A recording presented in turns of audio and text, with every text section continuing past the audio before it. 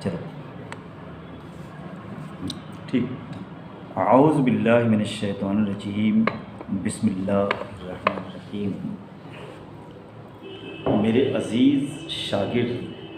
جناب نعمان بدر صاحب مجھ سے کچھ مولانا امین احسن اصلاحی کے داماد نعمان شبلی صاحب کے بارے میں جاننا چاہتے ہیں. اس سے پہلے یہ بتانا چاہتا ہوں کہ مولانا امین احسن اصلاحی صاحب میرے عزیز ہیں، میرے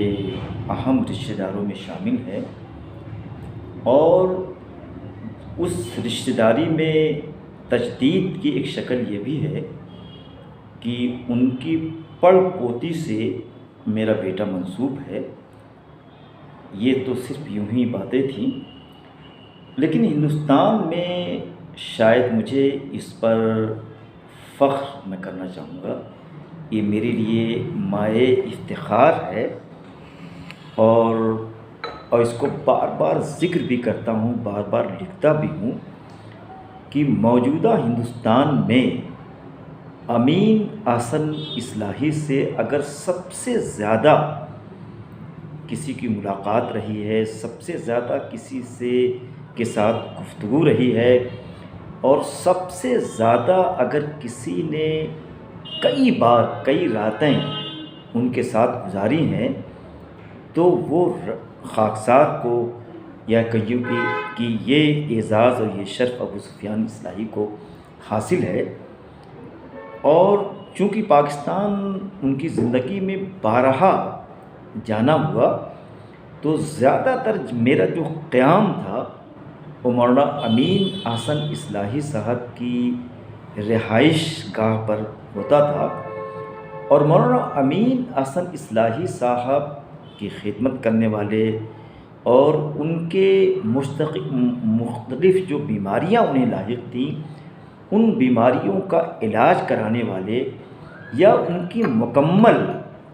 معذوری کے بعد، پیری کے بعد دیکھنے والا اگر کوئی شخص تھا تو ان کے داماد نعمان شبلی صاحب تھے. اور آخری دنوں میں انہوں نے اپنی زندگی کی جو رفتار تھی، جو ان کی مصروفیات تھیں، جو ان کے مشاغل حیات تھے، ان ساری چیزوں کو ایک طرف کر کے اگر میں یہ کہوں کہ سب سے زیادہ اگر کسی نے امین احسن اصلاحی صاحب کی خدمت کی ہے، دیکھ ریکھ کی ہے، ان کے ڈاکٹرز کے ہدایت کے مطابق ان کی مولانا امین احسن اصلاحی کی زندگی کو گزارنے کی کوششیں کی ہیں، تو وہ ان کے داماد نعمان شبلی صاحب ہے. اور نعمان شبلی صاحب کسی بینک میں ملازم تھے، لیکن ان کی رہائش سے، ان کے مکان سے اور مکان کے جو سارے اثاثے سے، ان ساری چیزوں کو دیکھتے ہوئے میں یہ کہہ سکتا ہوں کہ وہ ایک متمول قسم کے آدمی تھے. اللہ نے اس کو دولت سے، مالداری سے، طمانینت قلب سے اللہ نے ان کو نوازا تھا. لیکن اس مالداری میں، اس تمول میں کہیں کسی طریقے کی احساس برتری ہو، یہ میں نے نہیں دیکھا. انتہائی خلیق قسم کے آدمی تھے. اور خاص طور سے میں اس بات کا ذکر کرنا چاہوں گا کہ نعمان شبلی صاحب کو ضیافت کے سارے رنگ، سارے ڈھنگ بہت اچھے طریقے سے معلوم تھے. اور جب کبھی میں رکتا یا جب کبھی کچھ گھنٹے کے لیے پہنچتا، تو ضیافت میں وہ تمام حدود کو پار کر جاتے تھے. اس طریقے کے نعمان شبلی صاحب تھے. اور نعمان شبلی صاحب کی ضیافت کے تعلق سے میں یہ کہنا چاہوں گا کہ کبھی کبھی، اور صداقت یہ کہ یہ ضیافت، یہ مہمان نوازی ایک طریقے سے موروثی ہوتی ہے، لیکن اس ضیافت میں ایک اور چیز مجھے ڈھلی ہوئی نظر آتی تھی، ایک اور چیز مجھے اندر جھانکنے پہ ملتی تھی. وہ علی گڑھ مجھے نظر آتا تھا پورے طریقے سے. ان کا جو تہذیبی رشتہ تھا، ان کے شخصی جو احوال، جو قواعد تھے، ان کے جو مجلسی آداب تھے، ان ساری چیزوں میں جو علی گڑھ کی روایات تھیں، علی گڑھ کی جو ثقافت اور تہذیب تھی، اس کا ایک مکمل طور سے مجھے نمونہ وہ نظر آتے تھے، چونکہ علی گڑھ کے قدیم لوگوں کو، قدیم ابنائے قدیم کو میں نے دیکھا ہے، تو ابنائے قدیم کے اندر جو ایک خاص قسم کی روایت علی گڑھ نے حلاوت پیدا کر دی تھی، شرافت پیدا کر دی تھی، وہ بڑے شریف النفس قسم کے نعمان شبلی صاحب تھے۔ اور ان کی گفتگو سے یہ بھی ترشح ہوتا تھا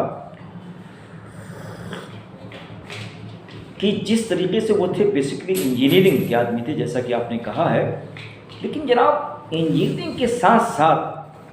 جس کو آپ شرقیات کہتے ہیں یا اردو میں مشرقیات کہتے ہیں